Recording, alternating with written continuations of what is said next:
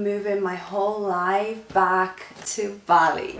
At a point of mental exhaustion. This place is insane. My favorite. Look how pretty. Actually a new coffee place that opened. I want to show you how much it all came to. I got my bestie back. Romantic, okay.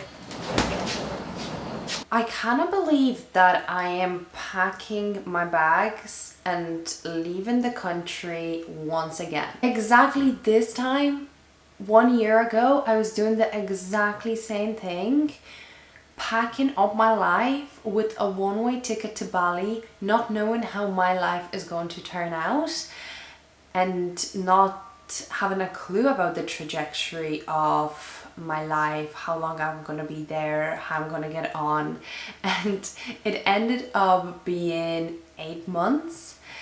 I initially came back to Ireland just for a little holiday, just to visit my family and friends for Christmas. I actually left majority of my stuff in Bali, and then I ended up staying at home for 5 months. But look, I think I needed that time for reflection. There was stuff going on as well from like my personal standpoint, from business standpoint, opportunities that were coming up that kept me in the country. But reflecting back, I think it was a wise idea just to actually stay here and get clear on like where I want to be, how I want my next chapter to look like. And we are about to embark on this new chapter because I am about to pack my stuff up and move out. I'm exactly in the same position as I was May 2023, actually not really knowing what the fuck I'm doing with my life. And it is scary, believe me, it's scary, but I've actually just came to terms that I have no control over how things are going to turn out, and instead of viewing it from a very anxious standpoint, which I have been for a long time, I'm starting to view it as an exciting thing. You know, it's the uncertainty is nerve-wracking because for somebody that's always had my life under control, this just is new to me, and I feel like my body is trained so much to make a plan and dictate how the next few years are going to look like. But I'm learning to actually just let go of that control and trust the process. Last year has been eye-opening, it has been transformative, and it has really changed the perception of many things for me. And I am definitely approaching this new chapter with a lot more knowledge. A lot more knowledge in terms of it being okay to not know how things are going to turn out and start to just get excited for them. And I would be lying if I said I am not shitting it, but I think I'm a little bit less nervous than I was last time because I have been through it, and it definitely built up my confidence. Today I am going to bring you on a journey of how I am moving my whole life back to Bali. It's exciting, and when I say this, it just brings a lot of joy and happiness because of how much value Bali has in my heart, and it's just such a special place because it has been transformative from a lot of angles, in terms of friendships, in terms of my view in life, in terms of pushing myself so outside of my comfort zone, and even my health. The connections I've built, how I improved with the relationship with my body, the relationship with my food, and I will never forget that. And I think just now looking back and knowing that I'm going to a place that brought me so much joy is making me excited. But as we speak, although I sound excited, I'm feeling very emotional at the moment because This is my last day at home and I am so close with my family. We're honestly best friends. I'm the only child and I've spent the last 5 months living back with my parents, and that made us even closer. And now packing up my life, as I'm packing and as I'm looking forward to all the things that are ahead of me, I also can't stop myself and think of how much I'm going to miss them. And I don't even want to talk about it because it's making me emotional. And obviously I'm packing right now, which I know I'm so like, I'm leaving. I am leaving in 24 hours and I am only packing now. And I don't know what happens to me, because I used to be so organized, which I'm going to give myself credit and say I still am. But when it came to traveling, I used to have everything booked, organized, the whole itinerary, everything packed like 2-3 weeks beforehand. Now moving, like I'm not even going on a holiday, I'm moving my whole life in 24 hours and I still have not packed. Oh, this is going to be an interesting journey. And obviously, if you did watch the last video, I told you that my initial flight was supposed to be on the Friday, so 2 days ago, but because I had an exciting opportunity that, because I had an exciting opportunity came up business-wise. So I was speaking at the largest fitness wellness event in the whole of Europe, like with 12,000 people attending, about female health and empowering females to take control of their female health, which was incredible. But that event was on the day after I was supposed to be flying out to Bali, and you know what, I just couldn't, like, because it is a topic in an area that I'm so passionate about, and it aligns so perfectly with the mission I'm on in terms of empowering women to be more in tune with their body. And because of everything that I went through with female health, with my hormones, with just toxic diet and exercise culture, so to be able to speak and, I don't know, maybe perhaps inspire other women off the back of my story, I was like, this is just important to me. So anyway, was supposed to be flying Friday, moved, no, I didn't move. I bought, I wasn't allowed to change my flights. I had to buy new flights for Tuesday. So we are leaving very, very soon, and because of the weekend and I was at the festival and obviously my mind was just super occupied with that, I didn't actually get a chance to breathe. Never mind packing. So here we are, we're going to attempt to pack up my life, and I am going to just bring you on the journey of moving, show you how the next 48 hours of traveling is going to look like in terms of moving from Ireland to Bali.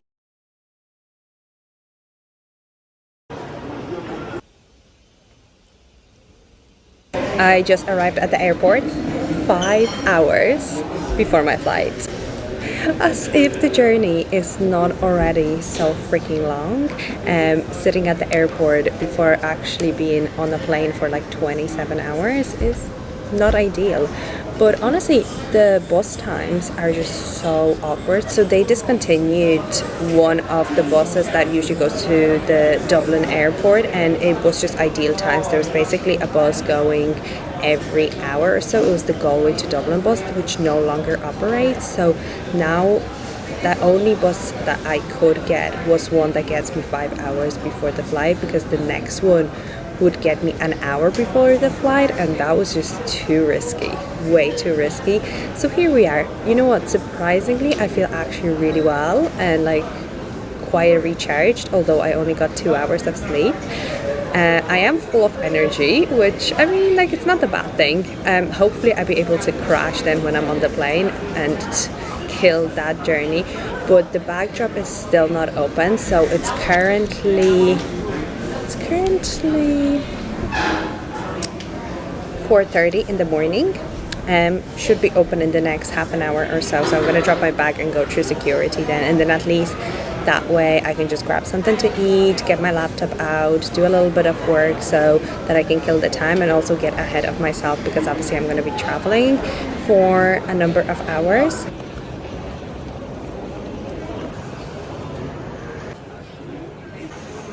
I've gotten myself a flat white with a single shot. It's not my usual coffee order, but I was really looking forward to a matcha because the last time I was flying, so at Dublin Airport, there's this coffee shop and it does like healthy food and specialty coffee. So last time I was flying, I actually got a matcha from there and it was really, really good. And I do enjoy a matcha if I want an energy boost, but I don't want something overwhelming, okay? And I was hoping I can maybe sleep throughout the flight, so I didn't want to have a coffee, but unfortunately they were out of stock, so I did want something, so I decided to go for a flat white with a single shot. So I'm gonna enjoy that while I wait. I still have 3 hours to go before my flight. And also I got some breakfast with me, so I prepped a chicken and apple sandwich, and honestly I just prefer bringing my own food. Like, the food at the airport is fine, but I think it's overpriced for what you get, and honestly I just like eating simple food before flying because my digestion is messed up as it is. So chicken and apple sandwich, and then also some blueberries.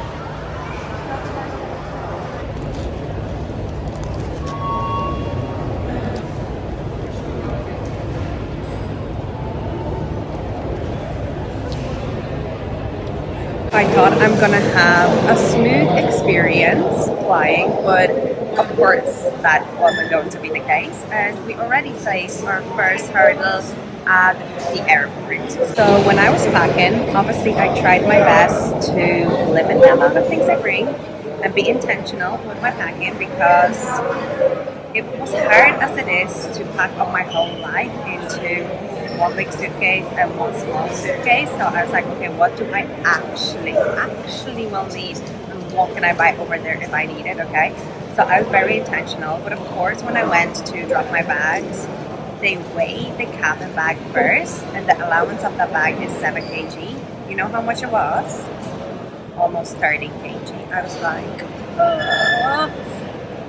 I just didn't think they would weigh the small cabin bag, so I tried to pack as much as I could in the small cabin bag and leave as much room in my big check-in bag as possible, just in case. But thankfully, I still had like 5 kg of space in my check-in bag, so I was able to like reallocate things, and I fit in.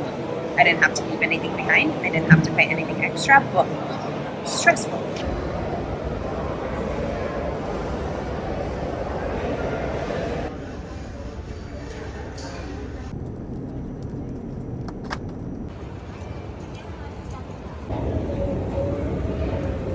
First leg down, 7 hours gone by, and we're at the first stop, which is Abu Dhabi. I've one more stop and then Bali, so there's still a bit of a journey left waiting for me. But oh my god, this airport is just so peaceful compared to Dublin. Like, I'm just not feeling stressed at all. I have a short wait. I think we're starting boarding in about half an hour, so that's actually quite grand. I'm gonna walk around, stretch the legs, maybe get myself a matcha. I see that Arabica is here, which is honestly, it's so good. But yeah, oh my god, to be fair, I'm already super exhausted and I still have like a day and a half to go. Last final stop, and I'm at a point of mental exhaustion. Honestly, I underestimate how much energy all this traveling takes. So we've arrived in Kuala Lumpur, and essentially I was just so happy that I ended up buying the later flight, because I landed at 8 a.m. and there was a flight at 10:30 a.m. and I was like, 2.5 hours probably should be enough. I'm so glad I didn't book that flight, because I'm only after getting to sit down now, going through security, 3 over 3 hours later. Oh, it's like the airport. First of all, the airport is just humongous. Basically, when we landed, in order to collect our bags, we had to get a shuttle bus to another building, which took 10 to 15 minutes. Collected my bags. Then I was obviously getting a connecting flight again from Kuala Lumpur to Denpasar. So they were like, "Oh, this is in Terminal 2. You have to get a train." So had to get a train to Terminal 2, and oh my god, just each of those buildings are like, it just takes so long to get from one end to the other.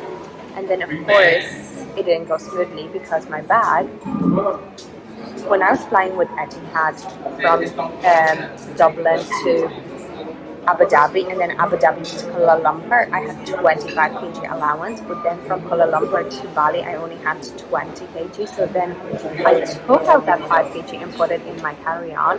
Didn't think they're gonna weigh it. They weighed it and it was 12 kg. You're only allowed 7, and I was like, what the fuck did I do? So went to the desk, asked, can I just check in that carry-on bag, and basically you pay per kg, and if you ever had to check in a bag, it's ridiculous amounts. I'm like, what I have in that carry-on is not worth what they're asking me to pay. But thankfully they had that thing that if I still bring it on the flight, I can purchase additional carry-on, additional 7 kg, so a total of 40 kg, not 7. So I just did that, and that was a tenner, I believe. Like, so good in comparison to like 200 quid if I were to check it in. So anyway, there's just so much confusion there, and because I am so like sleep deprived and like mentally exhausted, I just felt like sitting in the middle of the airport and crying. Anyway, we got things to get us through. Just I've like, my flight is in 2 hours, which isn't too bad, and it's a 3-hour flight. It's not the worst. But anyway, I thought I'm gonna have 5 hours in Kuala Lumpur. I'm like, this is great actually. 5 hours, get a lot of work done, so that when I do arrive in Bali, I can just like chill out for the evening.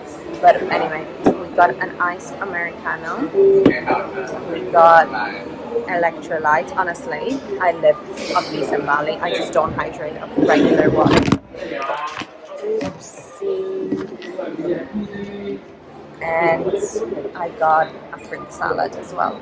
I had a protein shake just as I got off the plane because I actually slept for most of the flight from Abu Dhabi to Kuala Lumpur, which was great, but that meant I missed all my meals that they were given out. So yeah, had a protein shake, and I enjoyed that fruit salad, just chill until the flight arrives. Oh, I can't wait to be on the other side. Hello! Okay, we have arrived. This place is insane. I will need to show you properly tomorrow morning, but freaking incredible. It was such a long journey as well. Like, usually it takes about 30 minutes to get from the airport to Canggu. So from Denpasar to Canggu, it took an hour and a half. The freaking traffic. But anyway, I'm just so excited to be here. Oh, hello. Hello.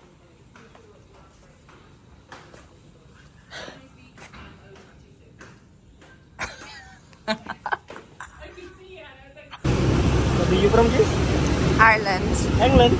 Ireland. Irlandia. Oh, First meal back, and of course we're back in my favorite, and bringing Sinead over for her first time. So what are your thoughts so far? I'm very excited. I can't wait to eat. I got such a great sleep, feeling super recharged, ready for the day, got myself ready, unpacked, and before I leave, I want to show you the apartment because I love watching when people do their like room tours or apartment tours. So I'm going to show you the place. Obviously, when I arrived last night, it was late, so it was dark. You couldn't really see much outside apart from the outside area, but I'll show you how we're looking and where we're going to be settling for the next while. So this is our front door, and as you can see, the pool is in there. So as you come in, there is the kitchen and living area. So we have the couch, we have the telly, have a lovely big table. So there's two of us, myself and Sinead, just staying in there. That's Sinead's room, but Sinead isn't here at the moment, so I'm not going to show you that, but I'm going to show you my room then in here.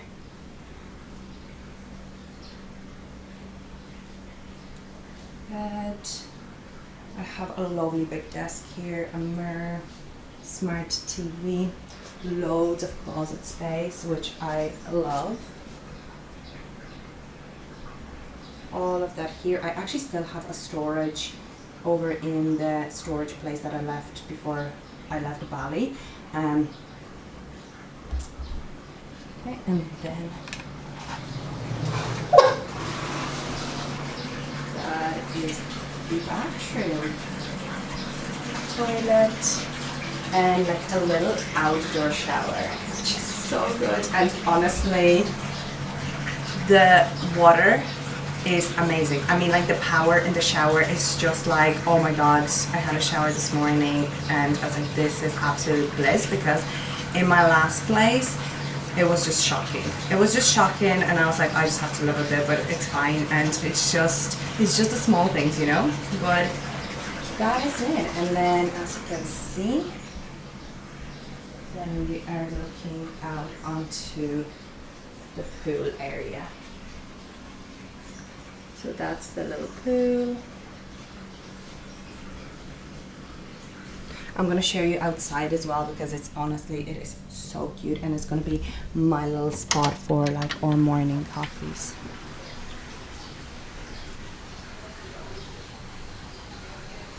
This is where you're gonna find me.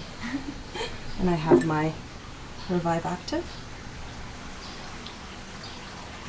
I'm just so excited to be here, and it feels surreal. It just doesn't feel real, because Bali is such a special place to me, and the fact that I lived here for like 8 months and now coming back, and it's definitely a different feeling, because when I arrived here first, everything was novelty, and it was my first time living in Southeast Asia. So I visited Thailand, but it was only a holiday, so it was my first time living like so far away in kind of not fully developed country, I would say. You know, it's very different. But now coming back here, and even last night being at the back of the scooter, I got my one delivered, by the way, today, so I'm gonna show you. It's pink. But yeah, being on the back of the scooter last night, I was like, oh my god, I miss this. I really miss this. And I'm just so excited to see my friends. I'm so excited to go and have coffee in my favorite coffee places, get some breakfast, and probably develop a routine, to be honest. You know, I'm kind of, part of me is a little bit nervous, because I'm such a routine driven person. Like, my body loves routine, and over the last 4 or 5 months I was working like clockwork, as in I woke up at the exact same time, I ate breakfast at the exact same time, I went for walks at the exact same time, I went training the same time. The way I was doing work was all like, it sounds quite monotonous, but that's kind of like how my body is used to operating now, and now it's like a shift in routine again, and I'm kind of like, what the fuck? But I know it's fine, because it's not the first time. I've done it before, and I know it worked out perfectly fine, and I know I'm gonna be able to do it again. But that's it. Let's go grab breakfast. I'm just after getting my Scoopy delivered, and look how pretty she is. I got her wrapped in pink, of course. I was like, let me just treat myself. Oh my god, I am obsessed. Honestly, so obsessed. Let's actually see, have I not forgotten how to drive a scooter? So, got my baby here. I'm about to drive and get some brekkie. So, it's not too far, it's about like 6 minutes. So, a good test drive.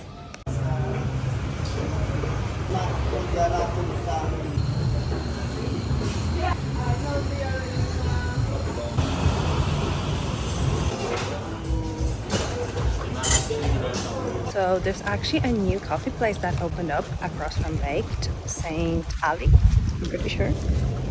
St. Ali. It's really good. Really nice. So I got an iced Americano with a dash of milk. Enjoying that. heading to the beach. But I'm walking down the road here and honestly noticing so many new places that opened in the space of what, 5 months. Like that's all I've been gone, and there's so many new cafes, so many new restaurants, which only means one thing: I would just have to try them all out.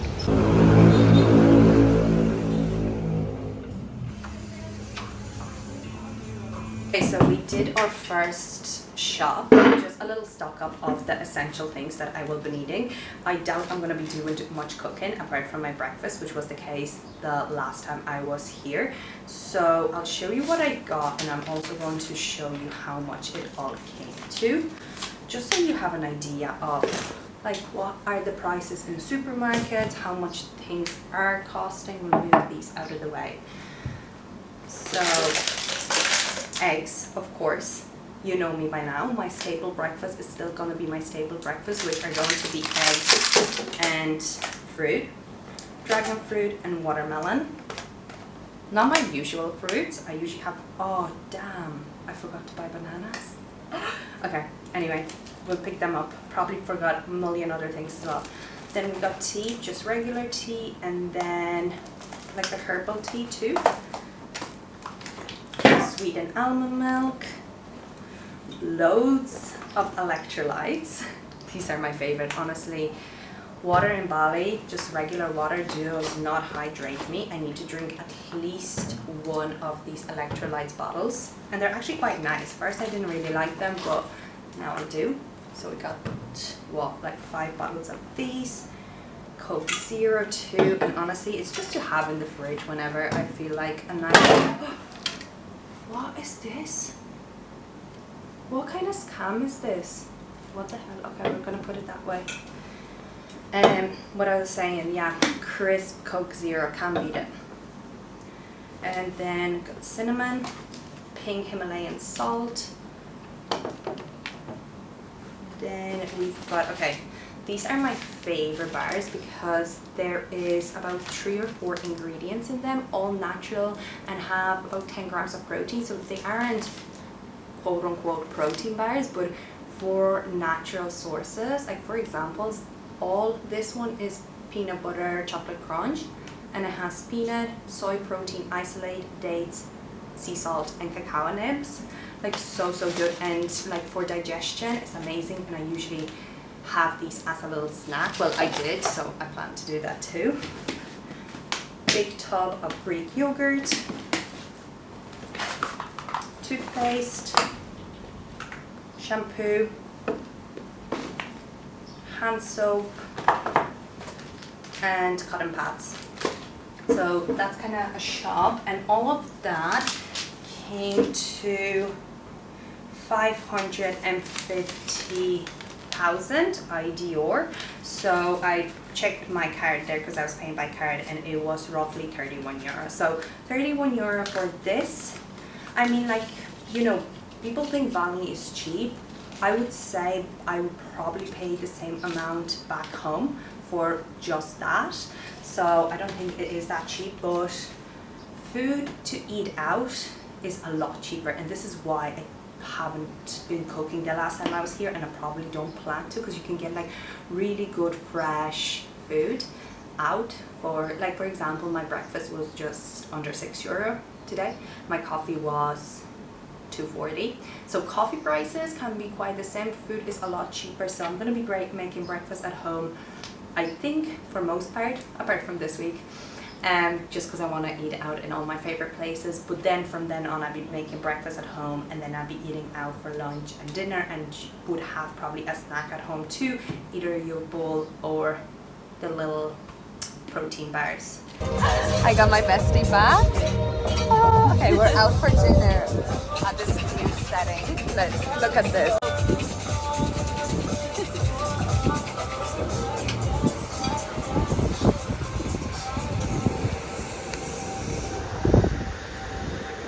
Very romantic. Okay, I got the barramundi, and what do we have?